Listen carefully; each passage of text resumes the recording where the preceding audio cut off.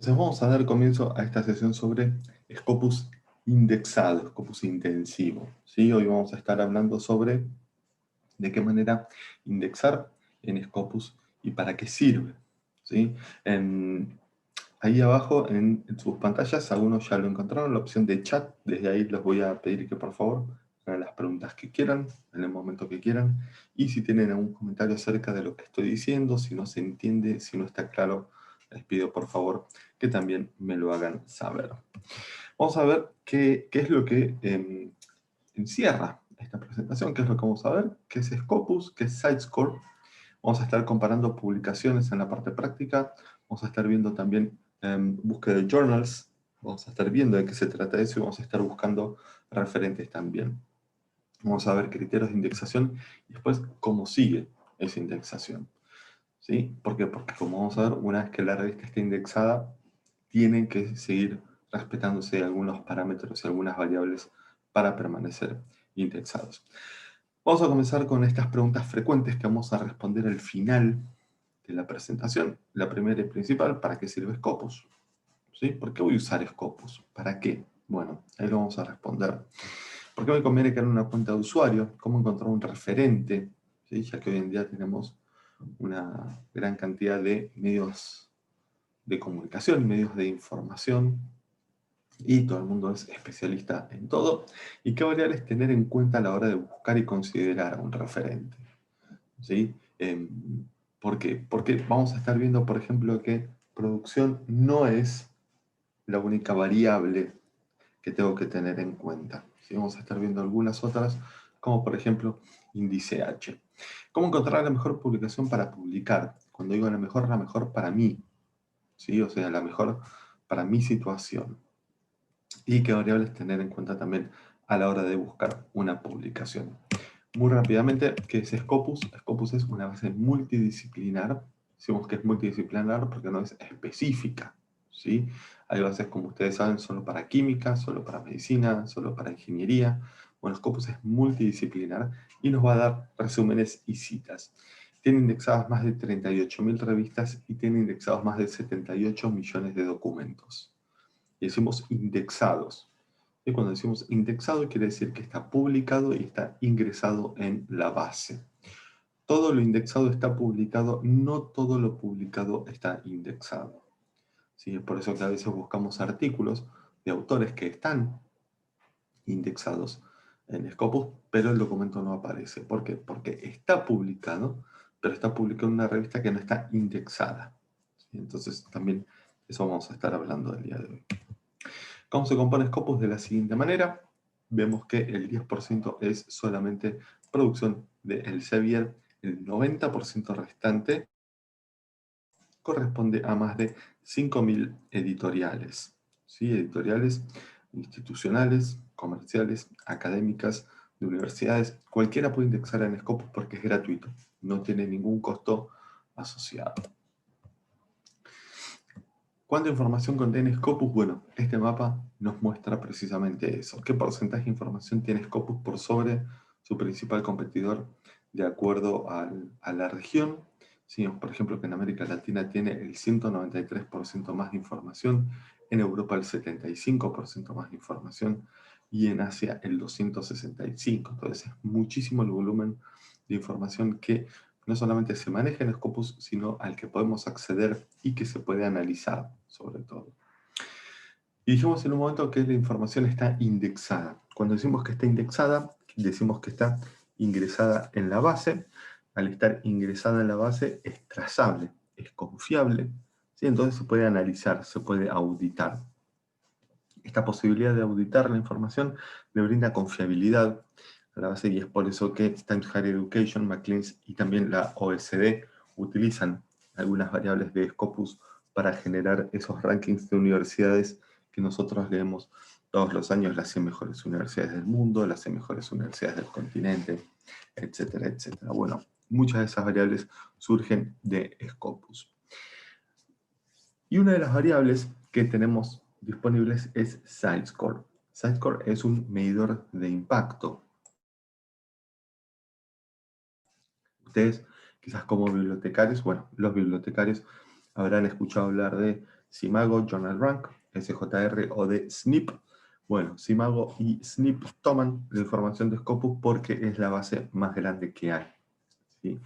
¿Qué pasa? Ellos utilizan la información de Scopus, la introducen en sus algoritmos y luego obtenemos la medición de impacto.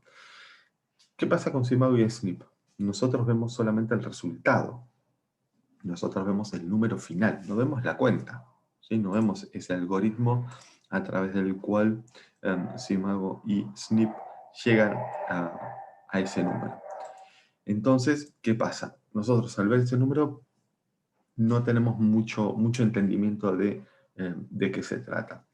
Como Simago y SNP toman la información de Scopus, en el Elsevier dijeron, bueno, si Simago y SNP, que son confiables, utilizan nuestra información, nosotros vamos a utilizarla también, y crearon Sitescore. Sitescore es el medidor de impacto de Elsevier. Es muy sencillo, como ven ahí. En la parte naranja, en el A, en el numerador, vamos a ver la cantidad de citas que una revista, ¿sí? Que una publicación cosechó en los últimos 4 años completos. Y debajo, la cantidad de documentos que esa misma revista indexó en el mismo periodo de tiempo. ¿Por qué decimos indexar? Porque, como vamos a ver más adelante, una revista puede, muy entre comillas, subir y bajar de Scopus. Entonces, una revista que por ahí estuvo indexada en 2016, no estuvo en 2017 ni en 2018, pero sí en 2019. Entonces, lo que estaría midiendo Sitecore son las citas que obtuvieron, por ejemplo, los documentos indexados en esos 2 años. ¿Sí? Como encierran el periodo de 4 años, esos 2 años quedan dentro del periodo de análisis. ¿Sí? ¿Qué características tiene Sitescore? Primero, es abarcativa, ¿sí? Ya que todas las publicaciones que están en Scopus tienen Sitescore. Una diferencia con Simago. Sitescore tiene, Scopus tiene más de 38.000 revistas indexadas. Simago toma una base de 24.000. ¿Sí? Entonces, por ejemplo, hay 14.000 revistas que están en Scopus que no son consideradas por Simago a la hora de generar sus mediciones de impacto. Entonces, eso puede generar a veces discrepancias porque una revista que está en cuartil 1 de Simago no está en cuartil 1 de Scopus. ¿Por qué? Precisamente por esto, porque Scopus tiene una base más amplia. Es transparente, ya que como vamos a ver, yo voy a poder ver la cuenta. Yo voy a poder ver la cantidad de citas y la cantidad de documentos que esa revista tiene otorgados en Scopus, y es actual ya que se actualiza mensualmente. Toda esta información que está indexada en Scopus, la convierte en una muy importante herramienta de análisis. Nosotros vamos a poder analizar un resultado. Hacemos una búsqueda, obtenemos un número, un resultado, y muchas veces nos quedamos con ese número, nada más. ¿Sí? Bueno, nosotros vamos a poder ver qué hay detrás de ese número, qué es lo que nos dice ese resultado. A veces los números nos dicen un montón de cosas y vamos a poder analizarlo aquí con Scopus. Lo otro que podemos hacer es un análisis de cita. Tenemos investigadores aquí entre los participantes. Si están indexados en Scopus, ustedes pueden analizar sus citas y, por ejemplo, ver quiénes los están citando, dónde, ¿sí? De qué países, de qué instituciones, en qué revistas. Ahora lo vamos a estar viendo eso también. Y eso es una muy buena herramienta, por ejemplo, para crear programas de intercambio, ¿sí? Para poder crear trabajos en colaboración y muchas cosas. Lo que vamos a estar analizando también son perfiles de autor. Vamos a estar buscando referentes en diferentes áreas. Vamos a estar viendo, por ejemplo, dentro de la Universidad Nacional de Córdoba, quién es referente en qué área, y vamos a estar analizando a esos autores. Vamos a estar hablando, por ejemplo, de H-index o índice H. Si algo de lo que yo digo que no está claro o que no se entiende, o algún concepto que no les es familiar, por favor, avísenme a través del chat para poder aclararlo. ¿Sí? Es importante que ustedes se lleven de acá la mayor información posible, y como siempre digo, la idea de esto no es marearlos, no es confundirlos, sino darles a ustedes la posibilidad de saber y conocer a qué información tienen acceso desde la base. Y también vamos a estar comparando publicaciones, ¿sí? No sé si hay alguien entre los participantes que ya tenga un documento listo para publicar o esté buscando una revista para publicar. El proceso de publicación, como vamos a estar viendo también, es muy lento, es muy largo y es importante ser muy certeros a la hora de elegir la publicación. Entonces, vamos a estar comparando diferentes revistas, diferentes variables, como para poder hacer la mejor elección posible. Aquí es donde vamos a empezar a hacer el análisis. ¿Sí? Estamos analizando aquí la producción de CONICET. Entonces vemos, por ejemplo, con qué instituciones trabaja. ¿Sí? Vemos que trabaja con la Universidad de Buenos Aires, con la Universidad Nacional de Córdoba, por ejemplo. Y aquí es donde vamos a ver, por ejemplo, quiénes son los autores con mayor cantidad de documentos indexados, a qué instituciones pertenecen y también en qué áreas escriben, ¿sí? En qué áreas publican. Y esto es importante ¿para qué? Porque, por ejemplo, el día de mañana la Universidad de Córdoba quiere empezar a desarrollar un área nueva o quiere empezar a fomentar un área que ya está creada, pero le quiere empezar a dar un poco más de empuje. Siempre se necesita el consejo de un referente, ya sea para contratar profesores, sugerir publicaciones, sugerir currícula, toda esa información que, si no contamos con acceso a estas personas, puede ser un proceso muy tedioso, muy largo, y también puede llegar a tener un margen de error muy, muy grande. Al poder analizar, por ejemplo, a nivel nacional, las publicaciones sobre un área en la cual nosotros queremos mejorar, bueno, nosotros ahí vamos a poder ver también, por ejemplo, en qué publicaciones se hacen esos descubrimientos. ¿Sí? Entonces estamos viendo si estamos suscritos o no a esas publicaciones. Aquí estamos analizando de vuelta CONICET y vemos, por ejemplo, que entre 1961 y 2020, María Teresa Dova era la autora con mayor cantidad de documentos indexados. Y ahora es donde vamos a analizar también un periodo de tiempo específico.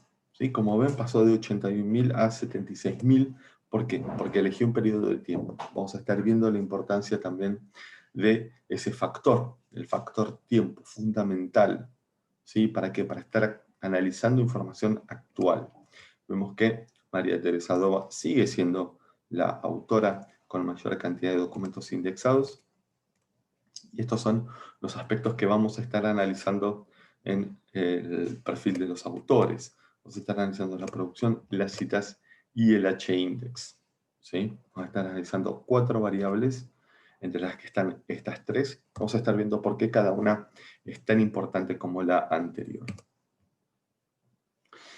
Vamos a estar analizando citas también. Yo les había dicho que se puede hacer el análisis de las citas. ¿Y para qué sirve esto? Aquí tengo un documento que tiene, fíjense, más de 43.000 citas. ¿Sí? Si yo soy el autor de este documento, lo que puedo hacer es analizar esas citas. Scopus siempre me va a estar diciendo qué información estoy viendo. ¿Sí? Entonces estoy viendo los documentos que citaron a ese artículo.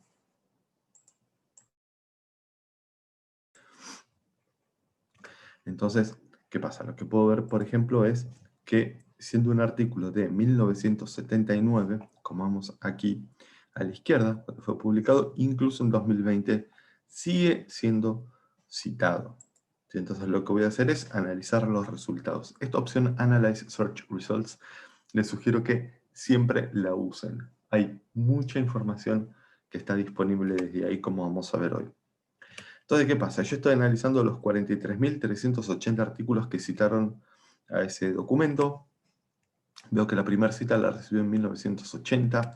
Vemos que llegó al pico en 1996.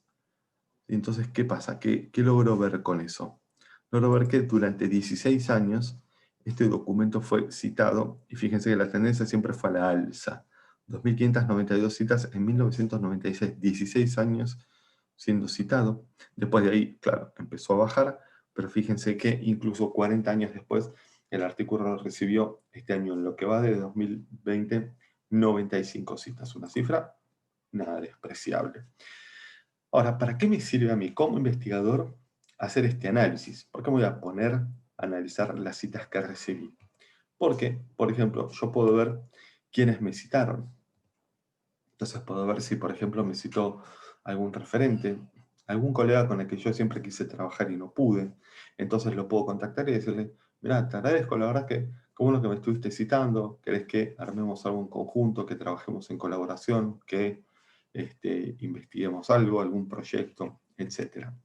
Las instituciones desde las cuales me citaron. ¿Sí? ¿Por qué? Porque eso, por ejemplo, puede generar un programa de intercambio entre la Universidad de Córdoba y, no sé, Harvard o, como vamos a decir, la Universidad de Tokio, ¿sí? O, no sé, la Universidad de la Sorbona, Moscú, eh, eh, Pompeu Fabra, cualquier institución del exterior con la cual se pueda armar un programa de intercambio en el cual el investigador o el equipo vaya a la institución o vengan a ver cómo trabajamos aquí en Córdoba, ¿sí? Más allá de, por supuesto, siempre la opción de los trabajos en colaboración. Y también las áreas. Fíjense la cantidad de áreas en las cuales citaron este documento. El documento es sobre anticuerpos, ¿sí? Y fíjense, lo citaron en un montón de áreas. Ahí no se ve, está muy pequeño. Pero, por ejemplo, lo citaron en ciencias de la computación, en ingeniería. Entonces, también, personalmente, por ejemplo, si soy el autor de esta investigación, de este documento, puedo ver cómo es que relacionaron mi investigación con algo de ingeniería, con algo de ciencias de la computación. Entonces eso por ahí a mí también me puede generar un nuevo disparador para más investigaciones. ¿Me siguen hasta ahora? ¿Está todo claro? ¿Se entiende todo?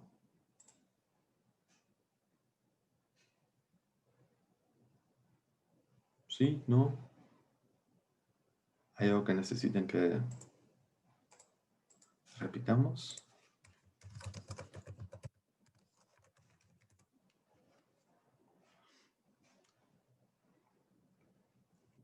Venimos bien. Excelente.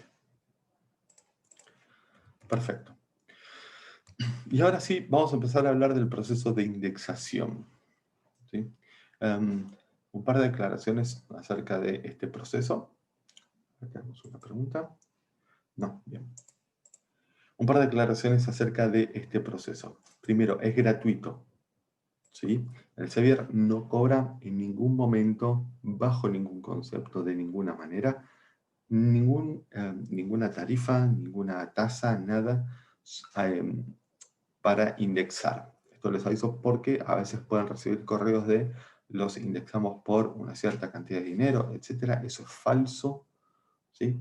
El Sevier no cobra por la indexación. Y les quería mostrar esto, readyforscopus.com. ¿Sí? Ready for Scopus es, como dice ahí, una preevaluación. Es una página en la cual nosotros nos vamos a estar metiendo, vamos a estar viendo qué preguntas tengo que responder. ¿Y esto para qué sirve? Esto sirve para saber dónde estamos parados, ¿sí? Como ven ahí, hay un circulito que se va llenando a medida que vamos respondiendo las preguntas que surgen en este formulario. ¿Y qué pasa? Ese redondelito, al llegar al 100%, nos dice que tenemos todas las condiciones como para ser evaluados para indexación. Una aclaración importante es que tener un 100% de en esta evaluación no implica que vamos a ser indexados, sino que cumplimos con todos los requisitos como para ser evaluados para indexación. ¿Por qué lo aclaro esto? Porque cuando completamos este proceso, sí, a veces llegamos a 98. Incluso con 98 se pueden llegar a presentar y pueden llegar a quedar también. Pero ¿qué pasa? Distinto es tener un 98 a un 34. ¿Sí? Con un 34%, bueno, ahí vamos a tener que estar trabajando quizás un poquito más. Lo importante de esto es siempre hacerlo a conciencia. ¿Sí? Siempre digo esto, hacerlo a conciencia y ante la duda siempre responder que no. Porque es preferible saber qué es lo que tengo que completar, qué es lo que tengo que hacer, ¿sí? Antes de mentirme, ¿sí? Antes de engañarme y decir, bueno, no, sí, quizás esto lo tengo o lo llevo a hacer. No, siempre ser sinceros con uno mismo y hacerlo bien a conciencia. Esta preevaluación, ¿de qué consta? De 29 preguntas, ¿sí? 29 preguntas para saber dónde estamos parados, puntos con los que hay que cumplir, porque hay cosas con las que se cumple una sola vez y hay cosas con las que hay que seguir cumpliendo. Ahora vamos a estar viendo todo eso. Y variables, por supuesto, a tener en cuenta para ser indexados. De vuelta, todo esto es gratuito, no se cobra absolutamente nada, pero es importante tener en cuenta que va a haber variables que vamos a tener que seguir cumpliendo y variables que se cumplen una sola vez. Alguna de esas variables, antigüedad, mínimo 2 años. ¿Sí? 2 años de publicaciones regulares. Ahora vamos a hablar de la regularidad. Tener un título único. ¿Sí? Siempre digo lo mismo, revista de ingeniería. Revista de ingeniería no es un título, es una descripción. ¿Qué es esto? Es una revista de ingeniería. Pongámosle el nombre que a ustedes se les ocurra, pero abajo sí puede ser, no sé, Tesla, revista de ingeniería o lo que sea, pero siempre aplicar un poco de creatividad para poder identificarnos y poder resaltar del resto. Tener revisión por pares, ahora vamos a estar hablando de eso.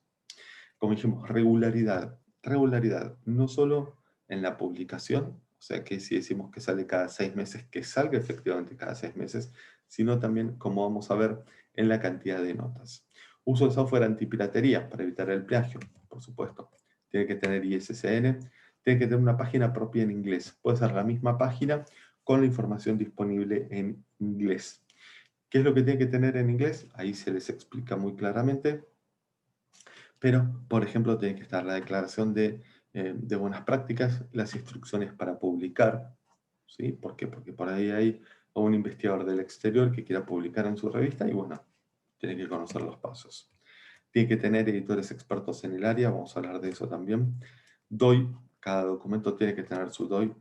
La cantidad de notas, ¿sí? Esto también es muy importante.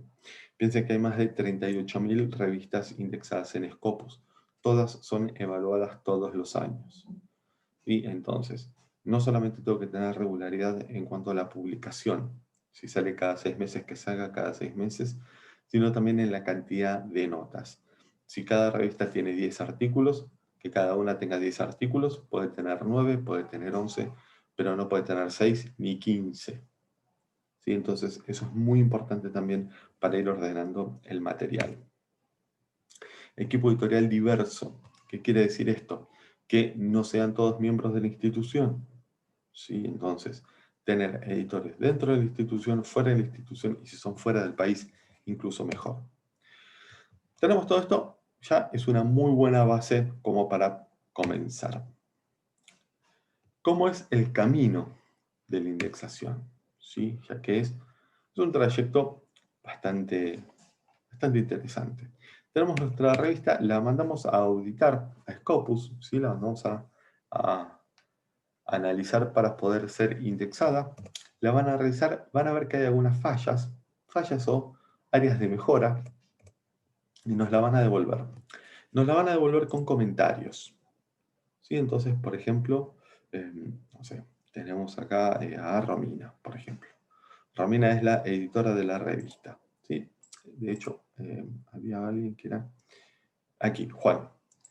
Juan, que es el editor de la revista de una de las revistas de la universidad. Entonces, Juan manda la revista Scopus, ¿sí? Se pone eh, como, como la persona responsable, entonces le devuelven el análisis de la revista y le dicen, Juan, mira, la revista está muy bien, pero estas áreas hay que mejorarlas. ¿Sí?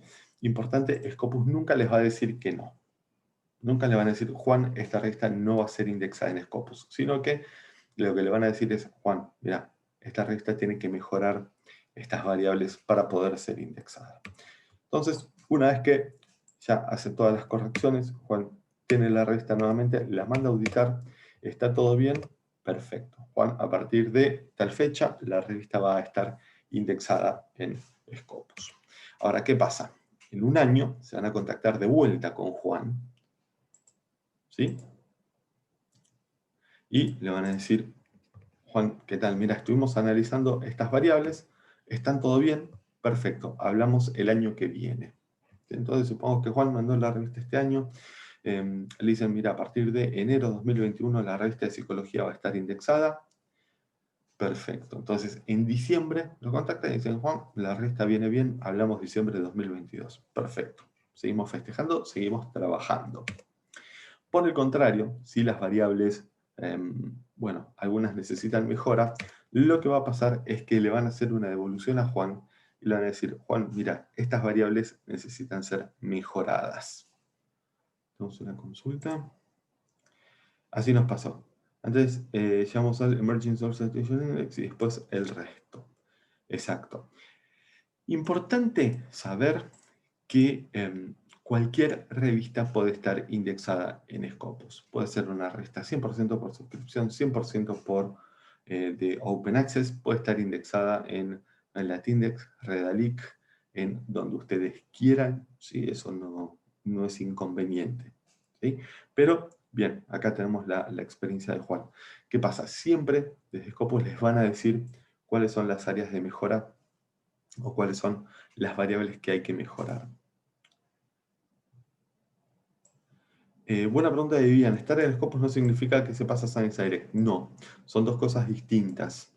El Science Direct es la base de texto completo de Elsevier. Sí, es 100% producción de Elsevier. En Scopus encontramos información de más de 5.000 editoriales. ¿Sí? Va a pasar que la producción de Elsevier que está en Science Direct la vamos a encontrar en Scopus, por supuesto, ¿sí? Pero no se mezclan. Para poder estar en Science Direct y en Scopus, por ejemplo, como investigador, lo puedo lograr publicando en revistas de Elsevier. Pero muy buena pregunta, se suele generar esa confusión. Continuando con el proceso de indexación. ¿Cuáles son los principales criterios? ¿Sí? La política de la revista. Importantísimo. Cuando decimos la política, ¿de qué habla? ¿Sí? ¿Por qué? Porque tenemos una revista de, por ejemplo, psicología, como la de recién, y bueno, se está cerrando el número anual y no tenemos un número, bueno, metemos un número de ingeniería o de arquitectura, o no. Entonces, cuando se indexa la revista, lo que se hace es hacer una declaración también de los temas, de las políticas, de todos los temas que trata la revista, para que pueda ser también catalogada, ¿sí? El tipo de revisión por pares, la diversidad en la distribución geográfica de los editores y de los autores. Esto es lo que les decía con el equipo editorial y autoral diverso. En cuanto al contenido, también la contribución académica al campo y, como vemos, también la legibilidad de los artículos. No se preocupen por esto, por capturas de pantalla ni nada de eso. Yo después esto se los voy a estar pasando, ¿sí? No se preocupen. También la consistencia de la revista, la regularidad en la publicación. ¿Sí? Importante también este criterio, como les decía. ¿Por qué? Porque piensen que el consejo editor, el consejo que analiza siempre las publicaciones, está siempre listo para estar recibiendo las publicaciones. ¿Por qué? Porque cada 6 meses saben que llegan X cantidad de revistas, o cada 3 meses, o una vez por año. Entonces, eso es muy importante también para que el proceso se pueda cumplir de manera regular. Y acá tenemos los distintos tipos de revisión por pares. ¿Sí? Algunos ya los conocerán, otros se los estoy presentando. Tenemos, como siempre, la edición por editor, el Open, el Double Blind. El Double Blind es en el cual yo como autor no sé quién me está editando y yo como editor no sé a quién estoy leyendo. ¿Sí? Entonces, de esa manera no se genera ningún tipo de parcialidad. ¿Sí? Entonces, como en el Single Blind, yo no sé a quién estoy leyendo. ¿Sí? A quién estoy editando. Entonces, también no se generan parcialidades. ¿Por qué? Porque es muy común en las revistas institucionales, sobre todo. Y bueno, ya que tenemos nuestra revista indexada en Scopus, vamos a publicar a nuestros profesores o a nuestros investigadores. Eso es analizado. ¿Sí? Y ese es uno de los motivos por los cuales precisamente una revista es dada de baja de Scopus. La poca diversidad en el área autoral y en el área editorial. ¿Sí? Ya que es un título muy, muy importante, muy interesante, el título de editor de una revista. Bueno, perfecto. Es una práctica muy común hacer una revista endogámica, ¿sí? Concepto que vamos a estar escuchando mucho, en el cual los editores son de la institución y todos los autores son de la institución. Eso se puede tener, no hay ningún problema. El tema es que para estar indexados necesitamos, como vimos, un equipo editorial diverso, ¿sí? Diverso, y también los autores. Ahora, ¿para qué me voy a llevar todo este trabajo? ¿Para qué voy a hacer todo esto? Porque, ¿para qué me sirve indexar en Scopus? Primero, visibilidad. Vivimos en una era digital. ¿sí? La era de las comunicaciones. Antiguamente, una revista para estar en el estante de una biblioteca tenía que físicamente ser enviada a la biblioteca, ¿sí? Entonces, de la Universidad de Córdoba mandaban la revista a la Universidad de Buenos Aires, a la Universidad de Salta, Tucumán, a las regionales, e incluso a las extranjeras, físicamente, ¿sí? Con todo lo que eso implicaba, más allá de los costos, los tiempos, ¿sí? Entonces, mucha desinformación, quizás al llegar en otro momento, ya no era actual, ¿sí? O era información que ya había sido actualizada. Entonces, hoy en día contamos con distintas plataformas, entre ellas Scopus, que otorgan visibilidad inmediata. Análisis de citas. ¿Sí? Yo soy, por ejemplo, trabajo con Juan en la edición de la revista, y suponemos que la revista de Psicología de la Universidad Nacional de Córdoba está indexada en Scopus. Entonces lo que hacemos es empezar a analizar las citas, ¿sí? Y vemos, por ejemplo, que a cierta pareja de autores lo citan mucho desde el exterior. Lo cita mucho un grupo específico de autores. Bueno, lo primero que hacemos es contactar a los autores del documento, decirles, comentarles esta información y preguntarles, por ejemplo, si les interesaría trabajar en conjunto con estos investigadores o con esta institución. Todo esto siempre respaldado por la información de Scopus. Análisis de colaboraciones, ¿sí? Entonces, por ejemplo, logramos que estos investigadores trabajen con este otro grupo de investigadores del exterior. ¿Qué impacto tuvo esa colaboración? ¿Fue alta? Sí, bueno, vamos a pedirles otro trabajo, ¿sí? O vamos a pedirles más colaboraciones, etcétera. Podemos ir midiendo el impacto de, de los trabajos. Perdón, se me cerró, ¿no?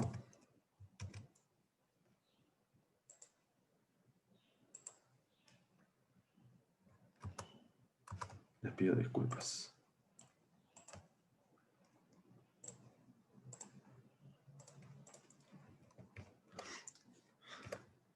Programas de intercambio, ¿sí? Enviar investigadores a instituciones o que vengan de instituciones a ver cómo trabajamos. Trabajar ya también directamente con otros investigadores.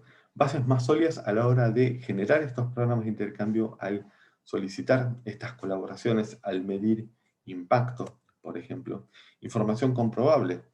¿Sí? Yo tengo acá el informe de Scopus sobre las citas que recibió este documento, sobre el impacto que generó este documento. ¿Sí? No va a ser nada bueno, yo creo que, o estimamos, o inferimos. No, no. Es todo blanco sobre negro. Seguimiento de los trabajos y sobre todo mapeo, ¿sí? Hoy en día, en donde nosotros publicamos un documento en nuestras redes sociales y vemos que en 3, 4, 5 días dio la vuelta al mundo, llegó a un montón de gente, lo retuitearon, lo colocaron en Facebook, etc.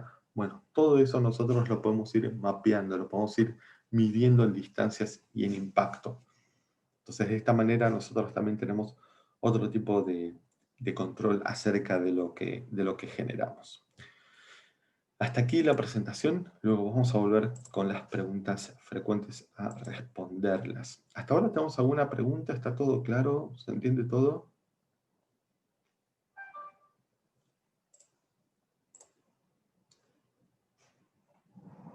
¿Hay algo que quieran preguntar antes de ver la plataforma?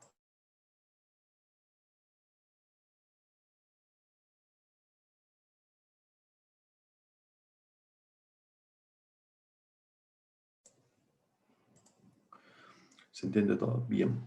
¿Cantidad de notas son los artículos? Exacto, Valentina. Sí, notas, artículos, documentos. Sí.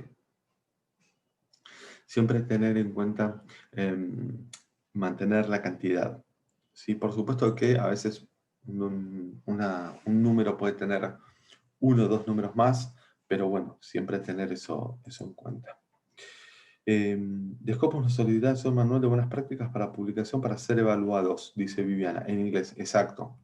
Sí, importante tener en cuenta que al estar indexados en Scopus, título, abstract y palabras claves siempre va a tener que estar en inglés. El documento va a estar en español, si lo quieren publicar en español, pero título, abstract y palabras claves siempre va a estar en inglés, ¿Por qué? Porque supongamos que un investigador del exterior le interesa el documento, bueno, tiene que poder tener acceso a esa información en inglés para poder evaluar si el artículo le interesa o no. Y el manual de buenas prácticas de publicación es una de las variables que se considera en Ready for Scopus. Vamos a verlo ahora.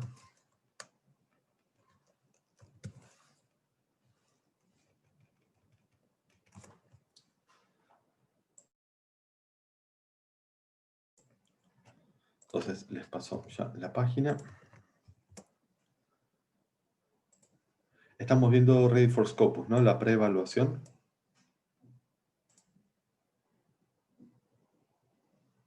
¿Sí? Bien. Perfecto. Entonces, como les decía, se meten aquí en Ready for Scopus. Este circulito se va a ir completando a medida que respondemos las preguntas. Primero, título de la revista, nombre, apellido, rol, país y correo. ¿Sí? Si bien el equipo editorial suele ser un equipo, sugerimos una sola persona para estar a cargo de todo esto. Y aquí es donde empiezan las preguntas.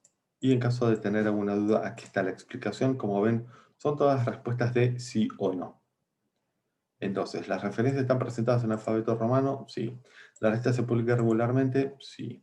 La declaración de ética está disponible en inglés. Esto es lo que vos estabas preguntando, Viviana. ¿Sí? ¿Por qué? Porque los autores necesitan, de acuerdo a COPE, ¿sí?, tener acceso a esa información. ¿En dónde estoy publicando? ¿Por qué? Porque, como sabemos, hay revistas predadoras, ¿sí?, que se alimentan quizás de la poca experiencia de muchos investigadores, de muchos autores. Entonces, de esa manera también se apropian de la producción científica de muchos. Acerca del consejo editorial, ISSN, sitio web dedicado en inglés, instrucciones para los autores disponibles en inglés. Todas estas son esas 29 preguntas que vimos en la presentación, de sí o no, a medida que respondemos que sí. Se va a ir completando esto, ¿sí? Y de vuelta, hacerlo siempre a conciencia. Ante la duda, yo siempre sugiero responder que no, para saber que eso es algo que tengo que mejorar o que tengo que implementar, ¿sí? Después de analizar, vemos dónde estamos parados. De vuelta, no es lo mismo un 98, un 95 que un 31. Entonces, eso siempre tenerlo en cuenta. Y tener en cuenta que hay cosas que se hacen una sola vez, ¿sí? Por ejemplo, los 2 años de publicación son solamente para la indexación y no me van a seguir pidiendo estos 2 años. Si yo tengo estos 2 años, lo mando, la revista está indexada y después sigo cumpliendo con las variables, estos 2 años no me los van a seguir pidiendo. Me los van a pedir cuando, por ejemplo, en caso de que la revista sea dada de baja. Se comienza todo el proceso de vuelta. El tema del título único. Yo no tengo que ir generando un título único, ya lo tengo una sola vez. Entonces, siempre todo eso tenerlo bien en cuenta. Vamos a trabajar en Scopus. Estamos viendo la plataforma ahora, ¿verdad?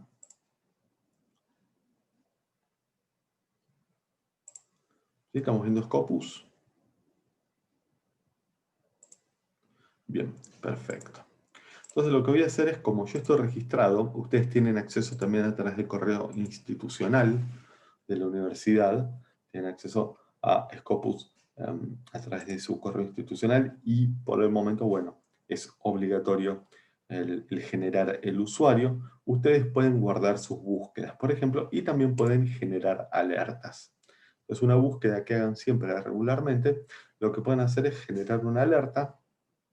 Pueden poner correos alternativos, ya sea de ustedes o de sus colegas, por ejemplo, y le pueden poner la frecuencia que quieran. Si es un trabajo muy importante, un trabajo muy regular, le pueden poner frecuencia diaria, ¿sí? O si no, frecuencia semanal o mensual. Entonces, de esta manera pueden tener muchas búsquedas activas, ¿sí? Y no tienen que estar metiéndose todo el tiempo para hacer todas las búsquedas. Por supuesto, también la pueden guardar. Entonces, de esta manera, si por ejemplo tienen una búsqueda que sea muy, muy complicada, con operadores booleanos y todo eso, bueno, eso también lo pueden hacer. Nosotros vamos a estar trabajando, fíjense, más de 80 millones de documentos indexados en Scopus, ¿sí? Entonces, ¿qué pasa? Yo acá tengo toda la información que está indexada en Scopus y vamos a analizar la información de la Universidad Nacional de Córdoba. ¿Cómo voy a llegar hasta la Universidad Nacional de Córdoba? Importante saber que en Scopus siempre es preferible ir de lo general a lo particular, ¿sí? Entonces, de esta manera, yo siempre puedo ir quitando capas de información, no las puedo ir agregando. Entonces, lo primero que voy a hacer es buscar documentos por país. Voy a país, voy aquí a View All.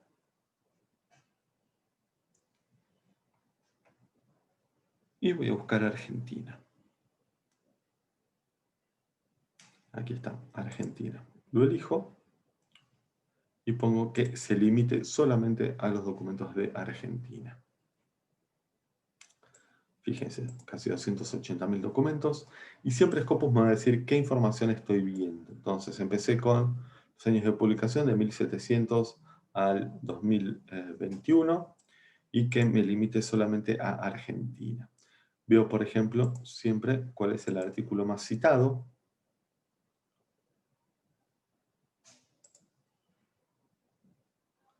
Y vamos a ver, fíjense, es un artículo de 1997, publicado en la revista Nature. Yo puedo analizar estas citas. Como les decía, siempre que nosotros veamos que el cursor pasa de ser una flecha a una mano, yo puedo ingresar en ese dato. Entonces vamos a analizar estas citas, por ejemplo.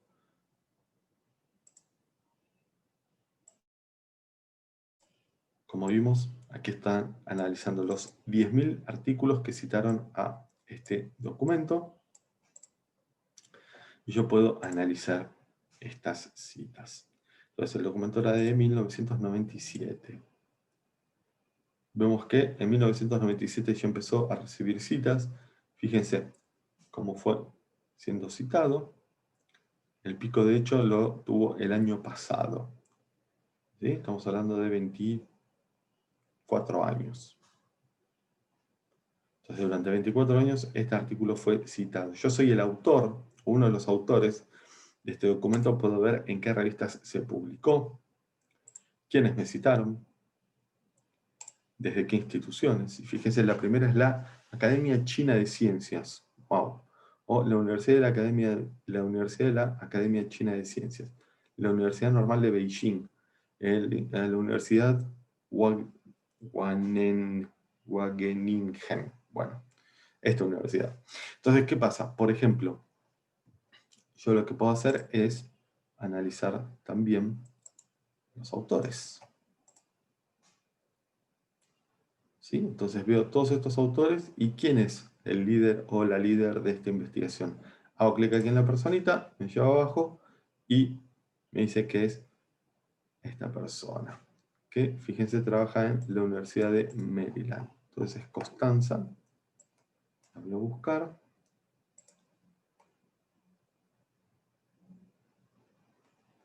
Y vemos que es, bueno, Robert Constanza, ¿sí? Y puedo ver todos sus trabajos y puedo ver toda su información, ¿sí? Entonces, ¿qué pasa? Por ejemplo, las áreas. ¿Este documento de qué era? Ecosistemas al servicio del capital natural. Bueno, vimos que lo citaron, por supuesto, bueno, en ciencias ambientales, agricultura, ciencias sociales, pero vemos, por ejemplo, en ingeniería.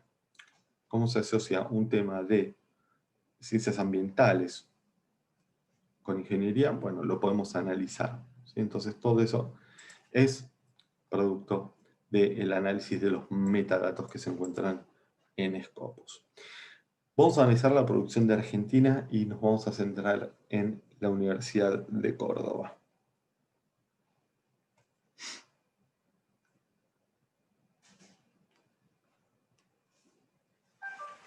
Fíjense, aquí tengo desde 1849 cómo fue aumentando la producción argentina en Scopus, pico en 2018. Puedo ver, por ejemplo, en qué revistas publicaron, quiénes son los autores con mayor cantidad de documentos indexados y desde qué instituciones. Entonces vemos aquí, Universidad Nacional de Córdoba. ¿Qué pasa si yo hago clic aquí en Universidad Nacional de Córdoba? Me lleva al perfil de la institución. Esto es importante tenerlo en cuenta, ya que tenemos editores entre los participantes. Y fíjense la cantidad de nombres que tiene la Universidad Nacional de Córdoba. Ciudad universitaria. ¿Es la única ciudad universitaria en el país, la de Córdoba? ¿O la UBA también de una ciudad universitaria? Entonces, ¿qué pasa? Es importante siempre tener un protocolo de afiliación, ¿sí? FAMAF. Ustedes quizás saben lo que es la FAMAF, ¿sí? O que es UNC. Pero tenemos que tener en cuenta que estas siglas se pueden repetir a lo largo del continente, ¿sí? Estamos en América Latina y UNC puede ser Universidad Nacional de Colombia, Universidad Nacional de Cartagena, Universidad Nacional de Córdoba en otro país, ¿sí? Entonces, tener siempre en cuenta eso, Facultad de Ciencias Químicas. Esto al contrario de darle visibilidad a la institución, le quita visibilidad, ¿sí? Hay un dato que es que hay 14 millones de documentos en Scopus que no tienen afiliación, ¿sí? No tienen padre. Entonces, esos 14 millones de documentos, lo ideal sería que estén todos bien afiliados. Importante también tener en cuenta esto, ¿sí? Cómo colocamos el nombre de nuestra institución, algo que son las jerarquías. Cada universidad tiene facultades, cada facultad tiene institutos, tiene departamentos. Bueno, perfecto, excelente. Todo eso puede aparecer, pero tener en cuenta siempre el nombre de la universidad. Vamos a los documentos de la universidad. Y fíjense que acá tenemos dos números. 21.143 o 19.999. ¿Qué quiere decir esto?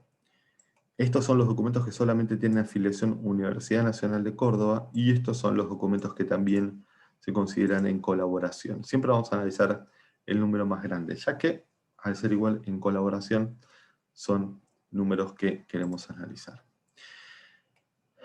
Esa normalización de filiaciones, cada institución, Viviana, ¿sí?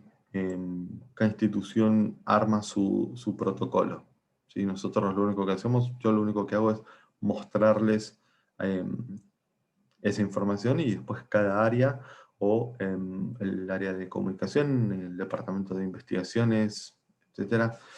Incluso a veces hasta la biblioteca se encarga de generar los protocolos. ¿Sí? Pero es importante que haya un protocolo para que esté bien normalizado. La UNC y si tienen resoluciones sobre el tema. El de la UNC está en la página. Perfecto, gracias Andrés. Si puedes pasarles el link a los participantes, si no saben que hay en el criterio, la resolución acerca de la afiliación de la Universidad de Córdoba está en la página de la Secretaría de Ciencia y Tecnología. Gracias por el dato. ¿Sí? Pero esto ya es importantísimo, saber que esto existe. ¿Sí? Esto es muy, muy importante. Gracias, Andrés. Entonces, fíjense, tenemos 21.000 documentos y tenemos desde Universidad Nacional de Córdoba, Centro de Zoología Aplicada, Observatorio Astronómico de la Universidad Nacional de Córdoba, y cada institución tiene su ID. ¿Sí? Lo ideal sería tener acá 2 o 3 instituciones. Eso estaría hablando de que la afiliación está funcionando. Tenemos acá también un buen ejemplo de que hay varias instituciones que forman parte del universo de la universidad. Vamos entonces ahora a analizar estos datos. Importante recordar que todo este análisis se puede hacer gracias a las publicaciones que están indexadas y a los metadatos que contienen esas publicaciones. Excelente, gracias por el link. Todos entendemos el concepto de metadatos, ¿verdad?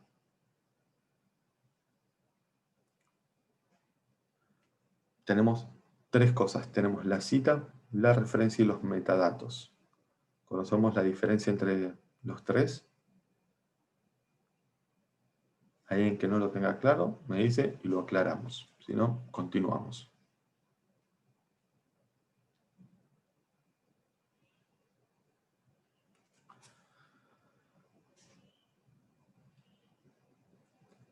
Bien, perfecto. Continuamos entonces.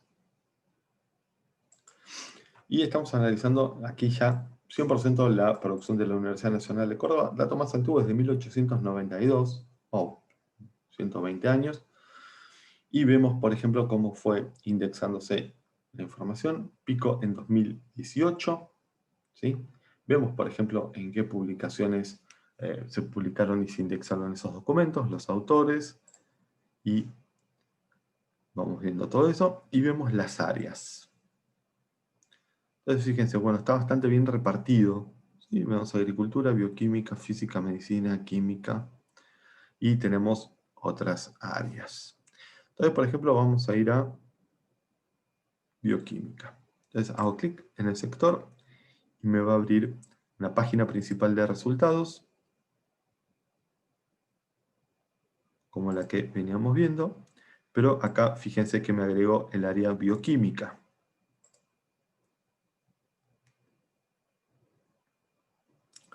Entonces aquí yo ya tengo el análisis de la producción de bioquímica de la universidad. Vemos cómo se fueron indexando documentos en Scopus desde 1941 y vamos a ver los autores. Vamos a ver quién es el referente o la referente de la Universidad Nacional de Córdoba en bioquímica, por ejemplo. Y tenemos a Maggio. Entonces, si la conocen, lo conocen, Bruno Maggio. Universidad Nacional de Córdoba. Pongo toda la información del autor. Vemos dónde estuvo publicando, dónde estuvo trabajando, sobre qué áreas publica, ¿sí? Y siempre vamos a ver esto. Yo voy a estar analizando aquí la producción de Maggio. Veo que tiene 92 documentos y acá tiene 158. ¿Por qué? Porque tiene 92 documentos en bioquímica, pero tiene 158 documentos en total en Scopus porque escribe sobre estas otras áreas, ¿sí? Química, física, ciencia de los materiales, ingeniería química, etc.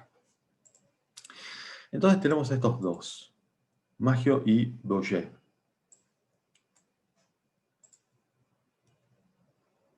¿Sí? A ver.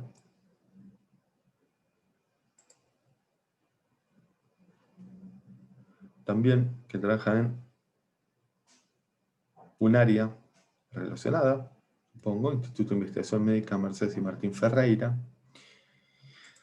Y los voy a analizar a los dos, ¿por qué? Porque no tienen mucha diferencia. O sea, si bien tienen 20 documentos de diferencia, les quiero mostrar por qué la producción no es el principal indicador de un referente, ¿sí?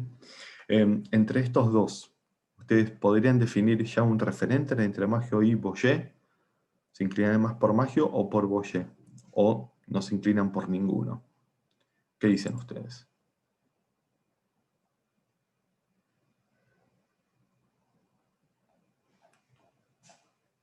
¿Esperamos un poco más? ¿Hacemos un poco más de análisis o ya se quieren jugar? No hay respuestas incorrectas. No se preocupen.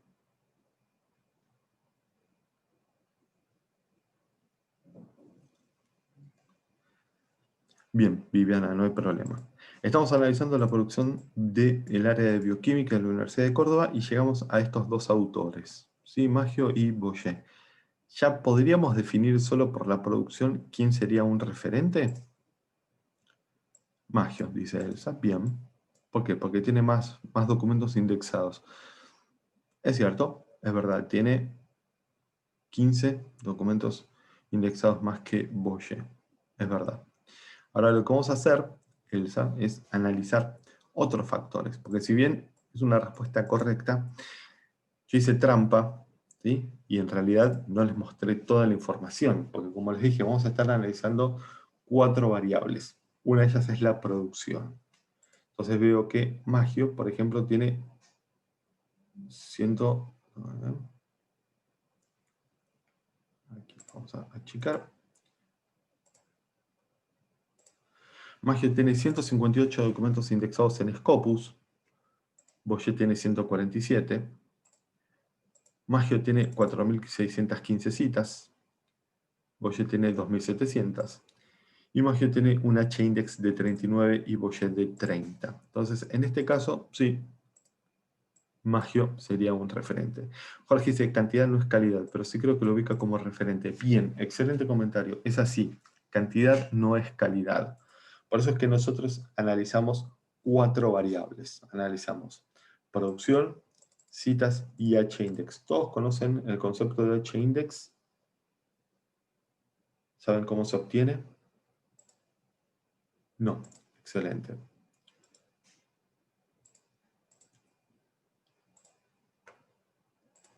Bien, el h-index mide el impacto de un autor. Supongamos esta situación. Yo soy un autor que está indexado en Scopus y tengo 5.000 documentos indexados. ¿Soy un referente sobre un tema?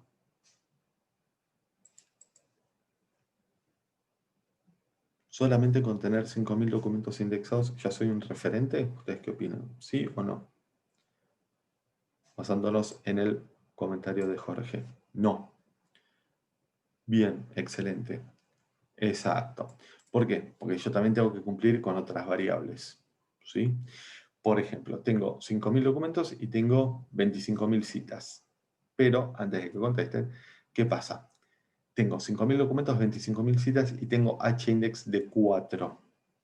¿Qué quiere decir eso? De mis 5.000 documentos, solamente 4 documentos se llevan esas 25.000 citas.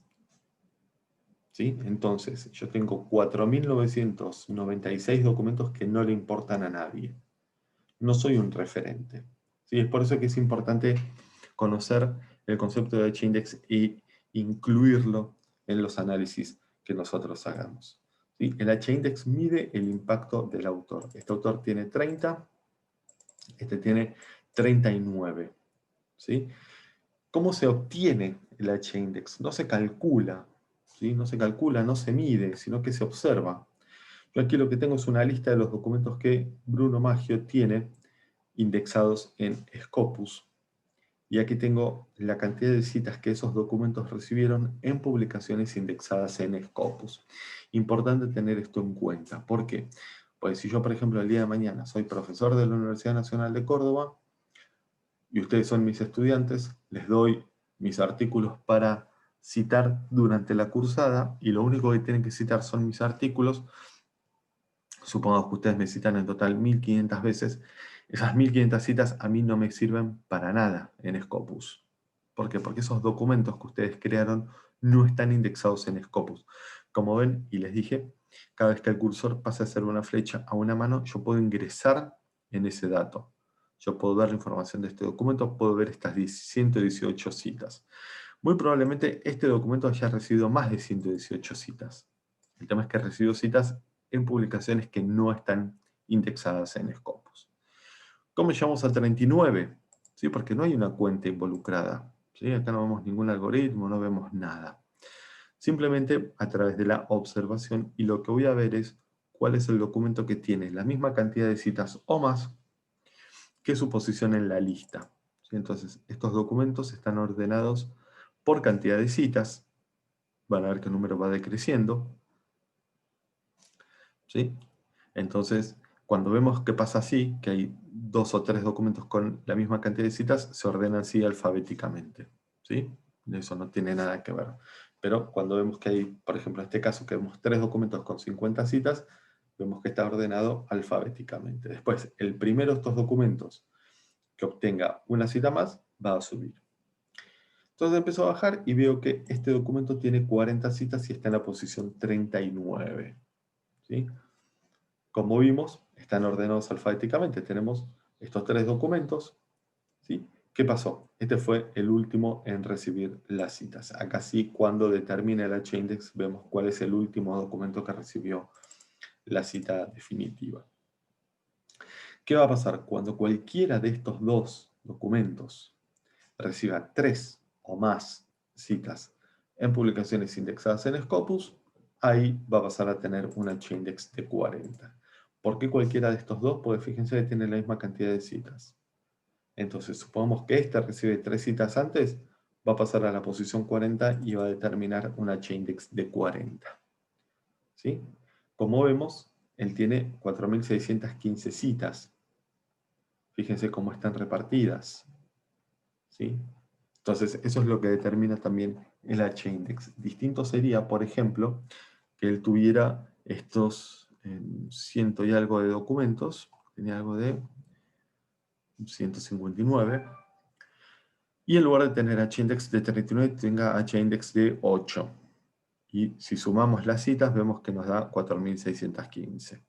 Acá sí, Bruno no sería un referente. ¿Por qué? Porque si bien el H-index tiene dos características, que no baja y que está atado a la cantidad de documentos que el autor tiene indexados en Scopus. ¿Sí? Si yo tengo 10 documentos indexados, puedo aspirar a un H-index de 10. En este caso, Boyer puedo aspirar a un H-index de 147.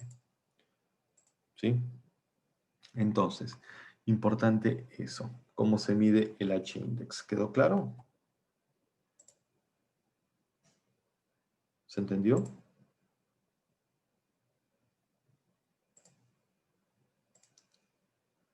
Bien. Entonces, el H-index coincide con la posición del documento cuando esto igual al número de citas indexadas en Scopus. Exactamente. El documento que tenga la misma cantidad de citas que su posición en la lista es el que va a determinar el H-index. ¿Sí? No importa la cantidad de citas que tenga el autor. ¿Sí? Pero importante recordar eso y que los documentos siempre van a estar ordenados de mayor a menor en cuanto a las citas. ¿Sí? El primero es el que más citas tiene, el segundo es el segundo y así. Fíjense que el número va decreciendo hasta llegar a 39. Pero sí. Ahora, ¿qué pasa? ¿Eso quiere decir que cada plataforma de indexación calcula un H-index distinto? Sí y no, Victoria. Cada uno calcula el H-index con la información que tiene. ¿Sí? Yo tengo entendido que Google Scholar también permite calcular H-index y que creo que UOS también. El tema es a qué base tienen acceso. ¿Sí? Yo siempre digo lo mismo, no soy muy futbolero, pero el fútbol a veces sirve para aclarar un poco cómo se mide esto. Esto es como elegir el goleador y, por ejemplo, una tabla tiene acceso solamente a los goles que metió en el equipo de local, otro de local y visitante y otro en los amistosos. ¿Sí? Entonces, ¿qué pasa? Cada tabla va a tener un resultado distinto. ¿En qué tabla vas a confiar? ¿En la del local, en la de los amistosos o en la que mide todos los goles? Entonces, eso también a nosotros nos va a dar una idea de la información a la que tenemos acceso. ¿Sí? Lo mismo pasa con los cuartiles, con Simago, etc. ¿Sí? Entonces, yo tengo una base de 14.000 revistas, una de 20.000 y una de 38.000. Voy a usar la que más me convenga, por supuesto, ¿sí? Pero teniendo siempre en cuenta que hay otras opciones. ¿Sí? Scopus, al ser la base que mayor cantidad de documentos indexa, es la que también me da la posibilidad de tener un H-index mayor. ¿Se entiende? ¿Por qué? Porque tengo mayor acceso a más publicaciones. Pero dijimos que íbamos a medir 4 variables. ¿Sí? Dijimos que ya medimos producción, citas y H-index, y falta una que es la fundamental y la más importante, que es la variable tiempo. ¿Sí? Fíjense, acá estamos midiendo desde 1941. Entonces, lo que voy a hacer es analizar, por ejemplo, los últimos 20 años. Voy a analizar los últimos 20, 5, 10, 7, 8. Siempre analizo los últimos 20, los últimos 15, como para tener una foto un poco más actual y también ser justos con los autores, ya que el proceso de publicación es lento, la obtención de citas y todo eso. ¿Sí? Vemos que Maggio bajó la producción, sigue siendo el que mayor producción tiene, pero fíjense qué pasó con el segundo. Desapareció Boyer. Acá está, fíjense. De tener 70 y pico a tener 28. ¿Qué quiere decir eso? Que mucha de su producción se dio antes de este periodo. Maggio sigue primero, pero apareció Dagnotti, que tiene 11 documentos de diferencia. Entonces, la verdad que, si bien 11 documentos es una diferencia, porque hay que tener 11 documentos más indexados en Scopus. Lo que vamos a hacer es analizar también su perfil y vemos que tiene menos producción, menos citas y menos H-index. ¿Sí? ¿Qué tiene de interesante este análisis? Porque tiene un aspecto interesante, que es que yo puedo analizar todos los autores. ¿Por qué? Porque siempre estoy analizando lo mismo. Producción, citas y H-index. Y esto me puede sorprender porque quizás me puedo encontrar con un autor, no sé, vamos a abrir Torres también. Alicia Torres, que puede tener quizás no más producción, pero sí muchas más citas y mucho más H-index. Entonces ahí es donde yo tengo que analizar a qué variable le voy a dar más peso. Puede pasar que se dé un empate. ¿Sí? Vamos a suponer que Maggio y Dagnotti tienen números muy similares en producción, en citas y en H-index. Cuando hay una diferencia de, siempre teniendo en cuenta, ¿no? Por ejemplo, no sé, en cuanto a producción, 10, 20 documentos, o en citas la diferencia es menos de 200, por ejemplo, o el H-index es menos de, no sé, 3, 4 puntos, bueno, ahí sí puedo determinar un empate virtual y puedo utilizar otras variables que son estas que veo acá, que son la cantidad de documentos, por ejemplo, indexados en los últimos 3 años. Entonces voy a tomar 17, 18 y 19. Entonces, en 2017 indexó 4 documentos, en 2018 2, en 2019 ninguno. Entonces vemos Dagnotti, en 2017 5 documentos, en 2018 1, en 2019 ninguno, pero en 2020 ya tiene 4. O la cantidad de citas también recibidas por año, 106, 101 y 86. 223, 185 y 106. Entonces, estas son otras variables también que puedo analizar.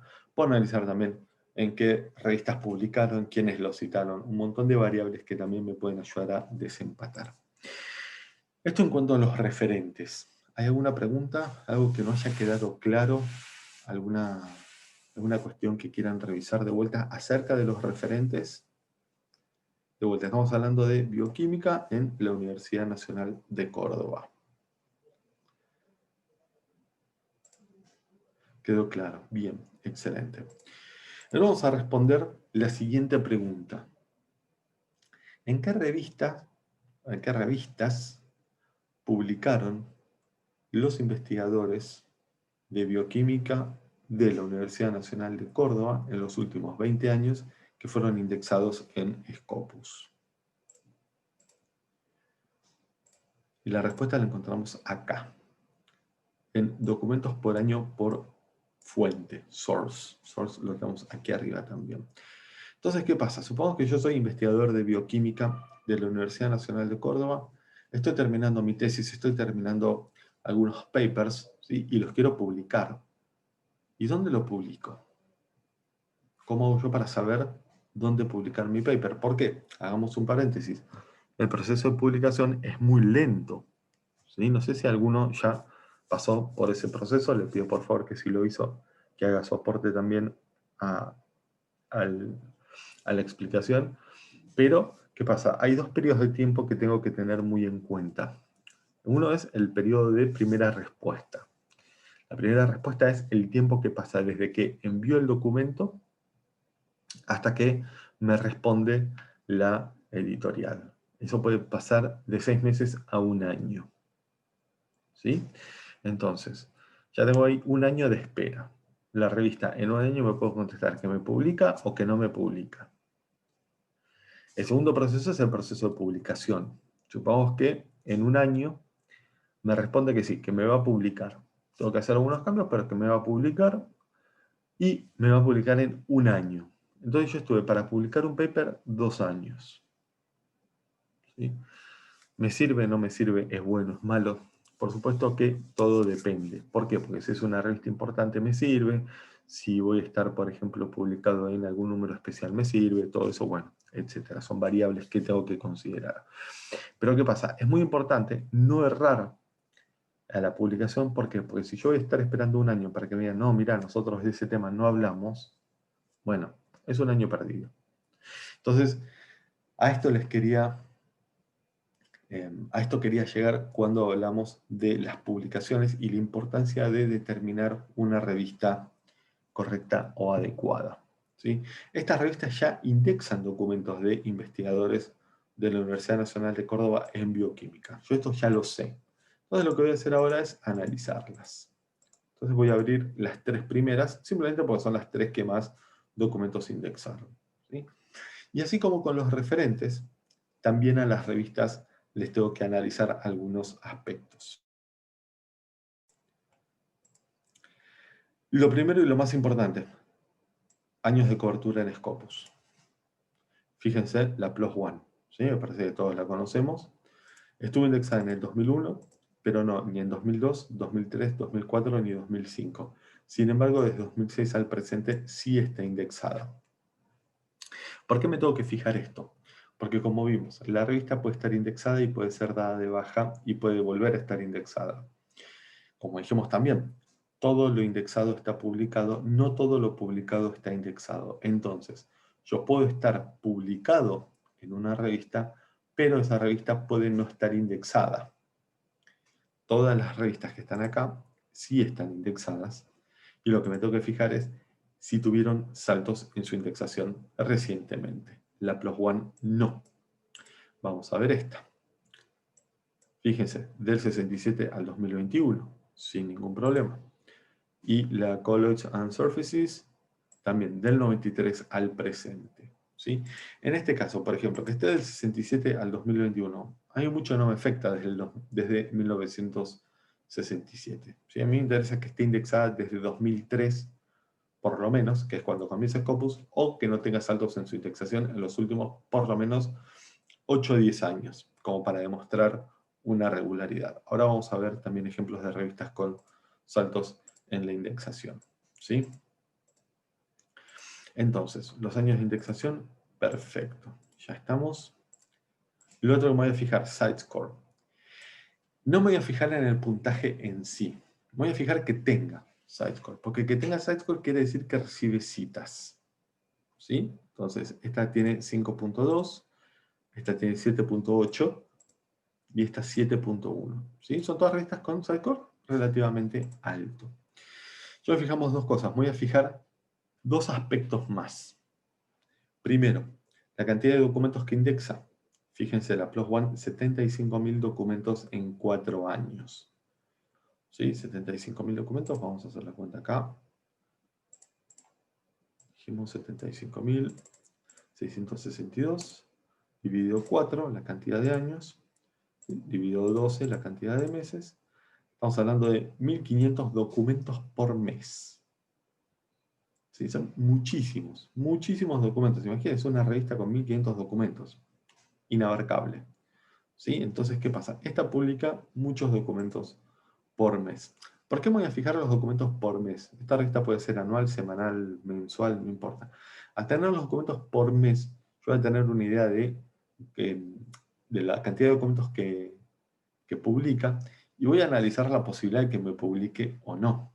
¿Sí? Siempre a mayor cantidad de documentos, mayor posibilidad. PLOS ONE dijimos 1.500. Bioquímica y biofísica. 1.000 documentos en 4 años. Ya estamos hablando de 250 documentos por año.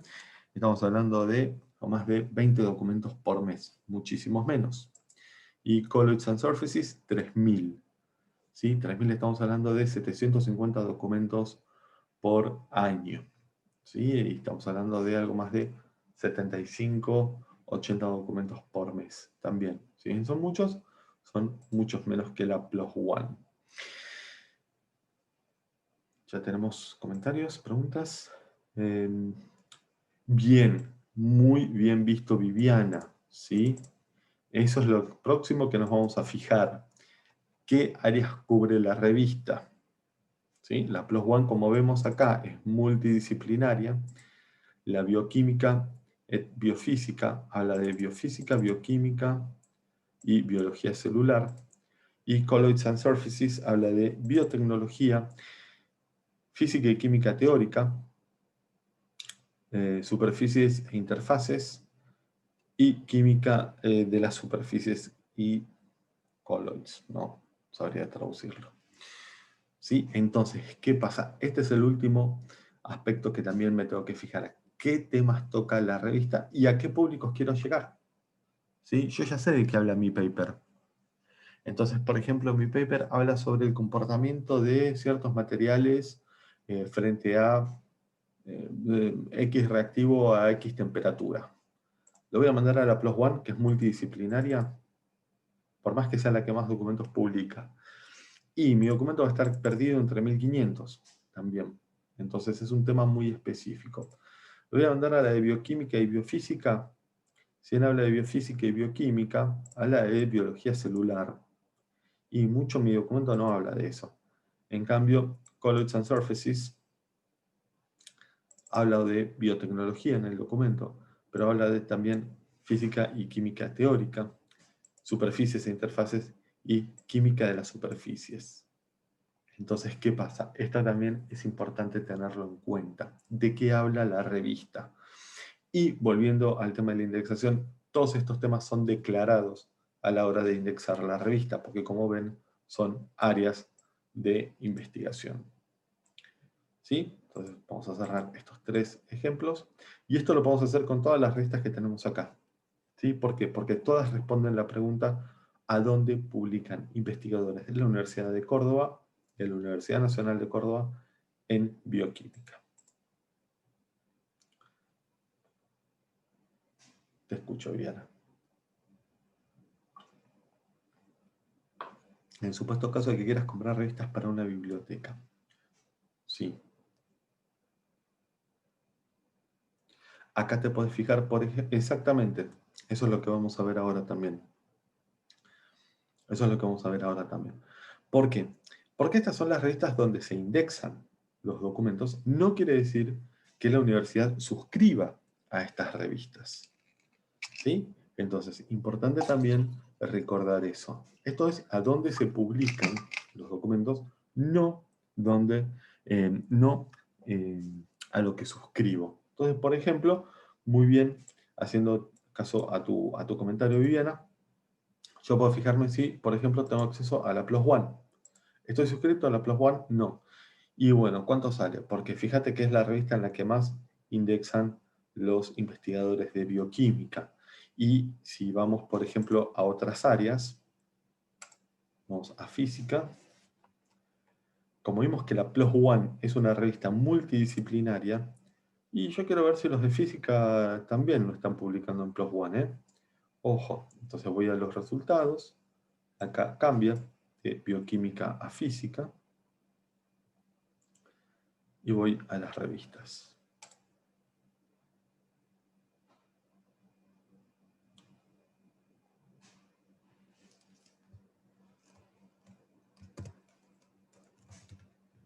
Bueno, veo que la PLOS ONE en física no.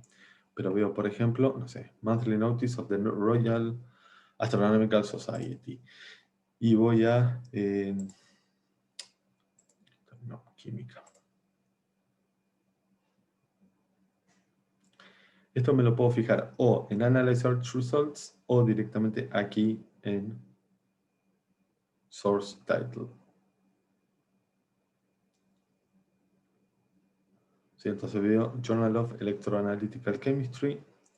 Si voy a View All, voy a mostrar todas las revistas en las cuales están indexados esos documentos. ¿Sí? Entonces, por ejemplo, puedo ir buscando también. ¿Sí? Entonces, por ejemplo, puedo hacer un entrecruzamiento. Esta información yo la puedo exportar.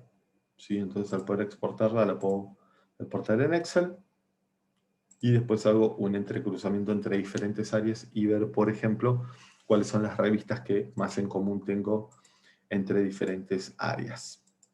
¿Sí? Pero muy bien tu comentario, porque sí, precisamente yo lo que puedo hacer es cruzar los datos de distintas áreas y ver en dónde suscriben estos investigadores y ver si estoy suscripto o no. Lo otro que puedo hacer es hacer directamente un análisis en Sources. Sources es una opción que aparece aquí arriba, la van a tener siempre disponible. Y acá ya sí estoy buscando directamente entre todas las publicaciones que están en Scopus. Puedo buscar por área de estudio, título editorial o ISSN. Si busco por área de estudio, vamos a buscar, habíamos dicho, bioquímica, y pues fíjense que tengo bioquímica, genética y biología molecular, bioquímica y bioquímica médica. Entonces se distingue. Vamos a poner bioquímica. Entonces acá yo puedo tener dos visiones. Puedo tener la visión de bibliotecario o puedo tener la visión de investigador. Si tengo la visión de bibliotecario, por ejemplo, viene el decano de la Facultad de Bioquímica y me dice, mirá, Gabriel, necesitamos publicaciones de bioquímica, de alto impacto. Bueno, yo no estudié bioquímica, entonces me toca y veo, por ejemplo, estas publicaciones. ¿Sí? Puedo dividir por cuartiles. ¿Todos conocen el concepto de cuartiles? ¿Qué son y para qué sirven? ¿Sí? ¿No?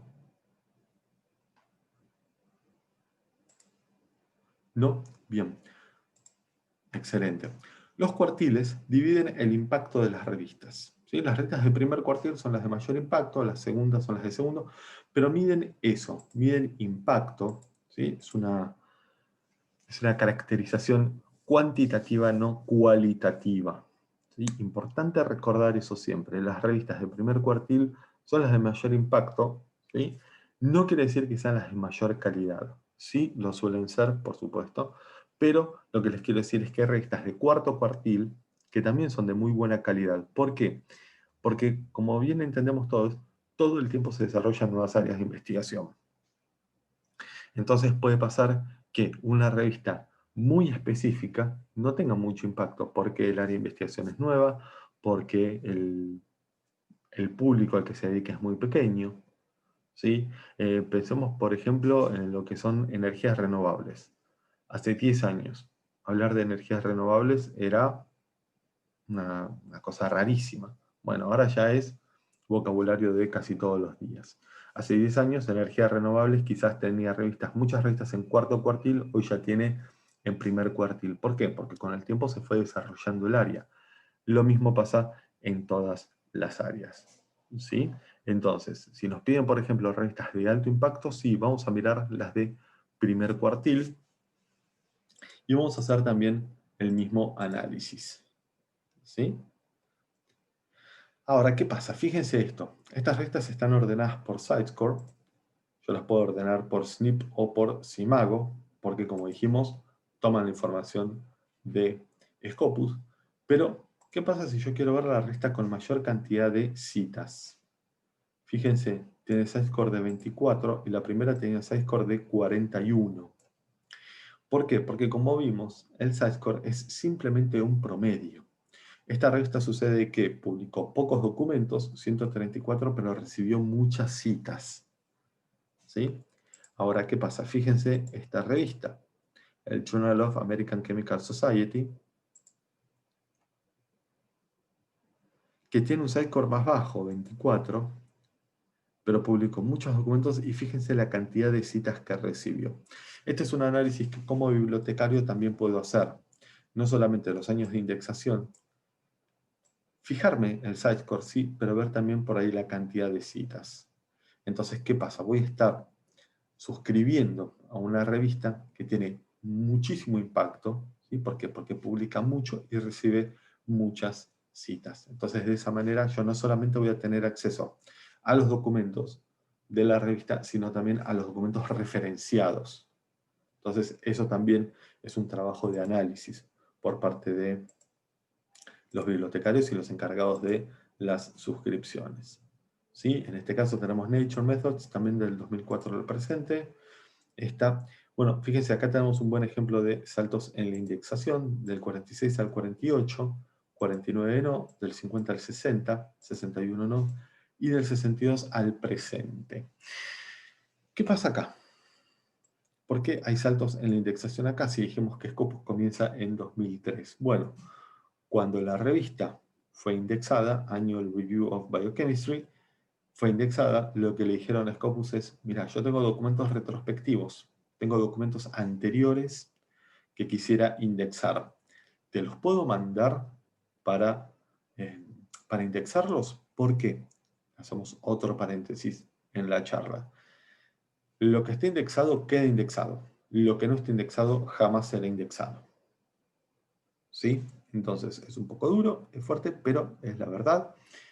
Si estoy indexado, voy a estar siempre indexado. Si no estoy indexado, nunca estaré indexado. Entonces, eso pasa a veces con las revistas y con algunos autores que me dicen, no, pero mirá, yo estaba publicado en esta revista que justo este año no está indexada. Se puede revisar y la revista es del 2017. No, mirá, ya la revisaron, no está indexada, por algo no está indexada. Entonces, importante también tener eso en cuenta. Si los años que la revista no está indexada, no van a estar indexados. Y los saltos se ven así. O se ve un periodo de tiempo, o se ven así saltos. El 48, el 49 no, 50, 51, hasta el 60 sí, el 61 no, pero desde 1962 al presente sí. Entonces, los cuartiles, volviendo al tema de los cuartiles, lo que nos muestran son las revistas de mayor impacto. ¿Sí? ¿El tema cuál es? Mide el impacto a través del site-score, por supuesto. ¿Sí? Yo lo puedo comparar con Snip, lo puedo comparar con Simago.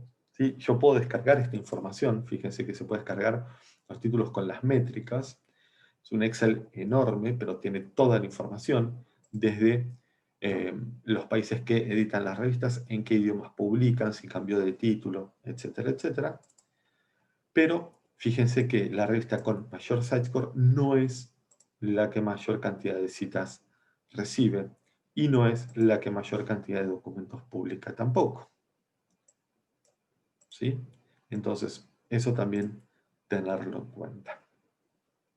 De nuevo, como bibliotecario, ¿qué voy a hacer? Me piden revistas de bioquímica. Yo puedo hacer un análisis por cuartiles, entonces decirles, miren, las revistas de primer cuartil son estas y estas, y después también ir analizando revistas de cuarto cuartil, ¿por qué? Porque son las revistas que se están asomando, ¿sí? O son revistas de instituciones muy pequeñas, pero muy prestigiosas. Entonces, eso también tenerlo en cuenta. Eso por el lado del bibliotecario. Por el lado del investigador, ¿sí? Mi primer trabajo lo voy a publicar acá, en el Annual Review of Biochemistry. Sí, no, ¿ustedes qué opinan? Mi primer paper, mi primer trabajo lo voy a mandar a la revista número 1 de bioquímica. Bioquímica o el área que ustedes quieran, ¿no? Pero lo voy a mandar a la revista número 1, mi primer trabajo. ¿Ustedes lo mandarían?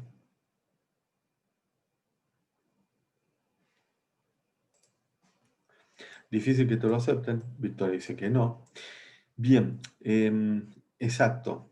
Y no sé, como no soy reconocido, capaz que no lo acepten. Exactamente, eso es lo que pasa con las revistas de alto impacto. ¿Sí? Pasan dos cosas. Se puede perder, exacto. Pasan dos cosas con las revistas de alto impacto. Primero, tienen muchísima demanda. ¿Sí? O sea, todo el mundo quiere publicar en las revistas de alto impacto, por supuesto, ¿no? Y por otro lado, al ser una revista de alto impacto, se puede dar, muy entre comillas, el lujo de elegir a quién publicar. Entonces, ¿qué pasa? Entre el documento de un referente y el documento de un eh, autor novel, ¿sí? Un autor que se está iniciando, y ¿a quién voy a elegir? ¿Sí? Entonces, yo ya sé que este referente me trae citas, me trae impacto, me trae referencias.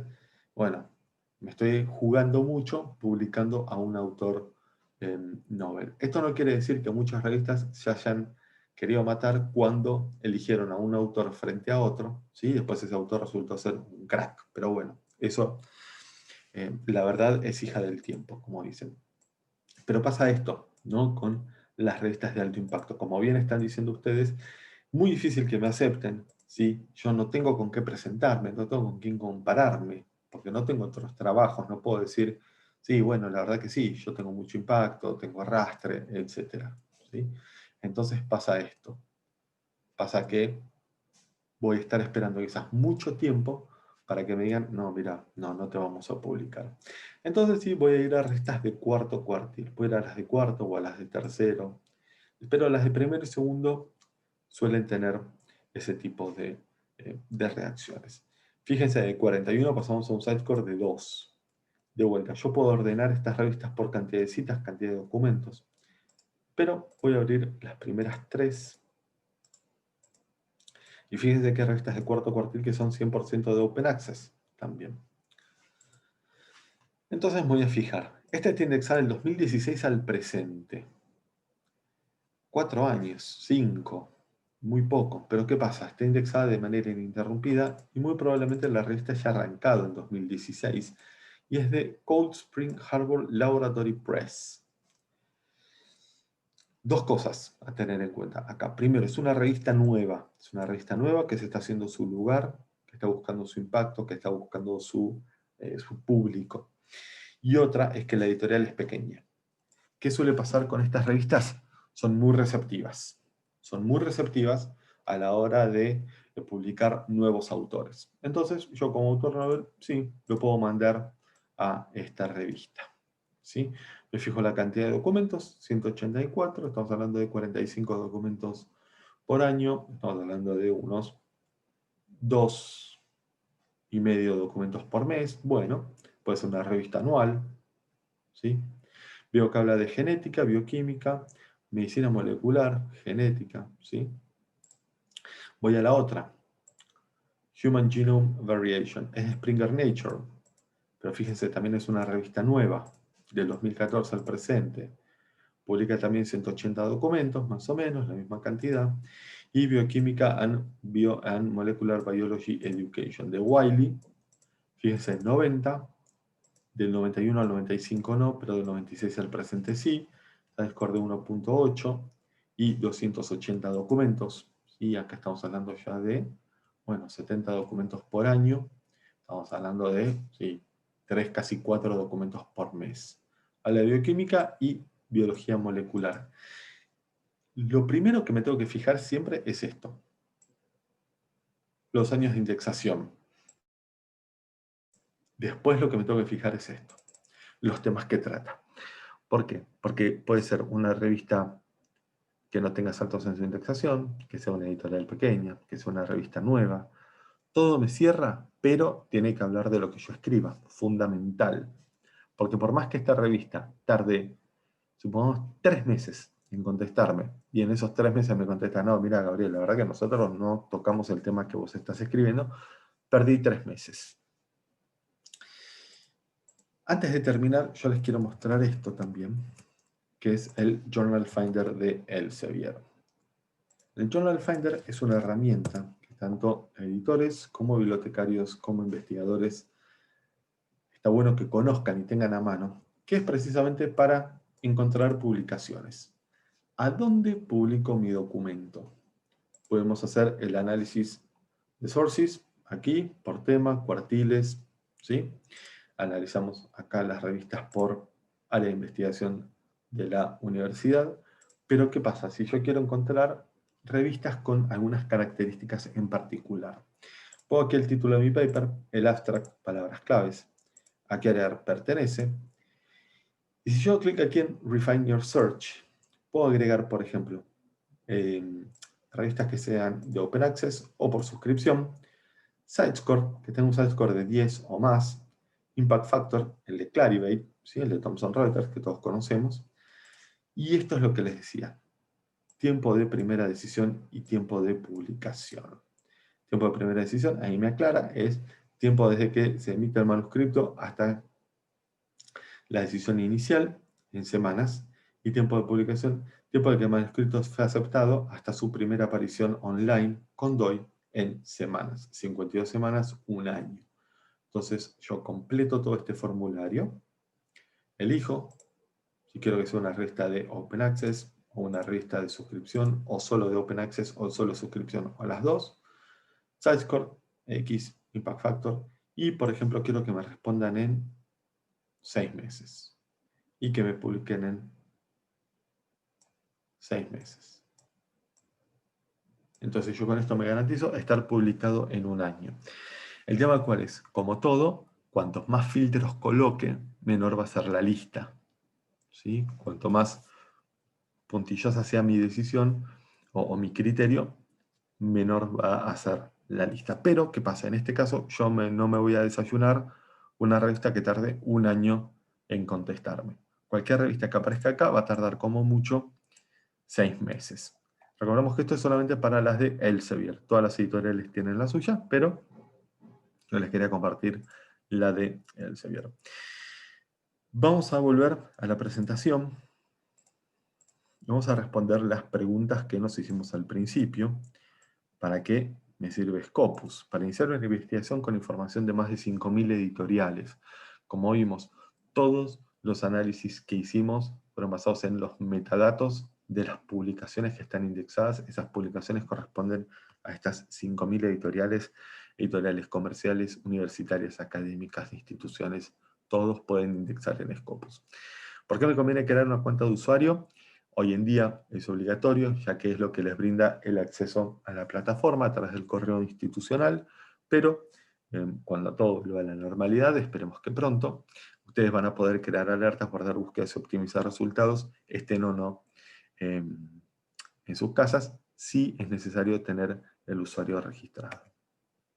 ¿Cómo encontrar un referente? A través del perfil de autor, como hicimos con Boyer y Bruno, ¿sí?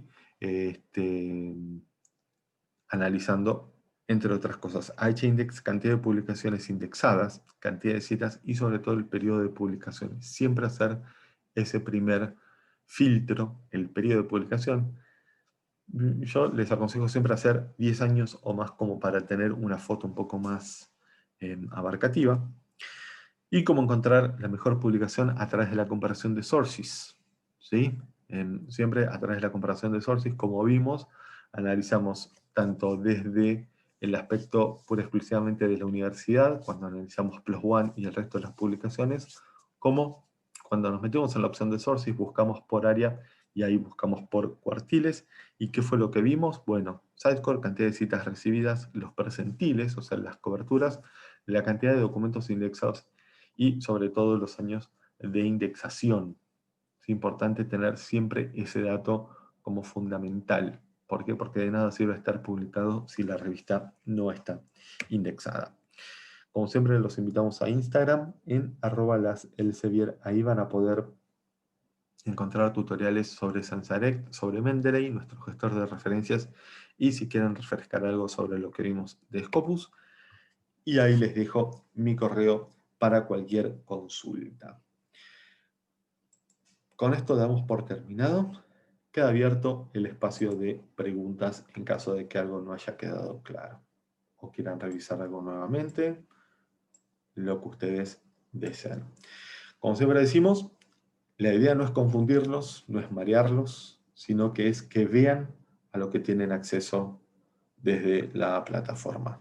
Muchas gracias a vos, Jorge, a todos los que participaron. Muchas gracias por sus preguntas, muchas gracias por su tiempo. Seguimos en contacto para lo que necesiten. Que tengan muy buen día.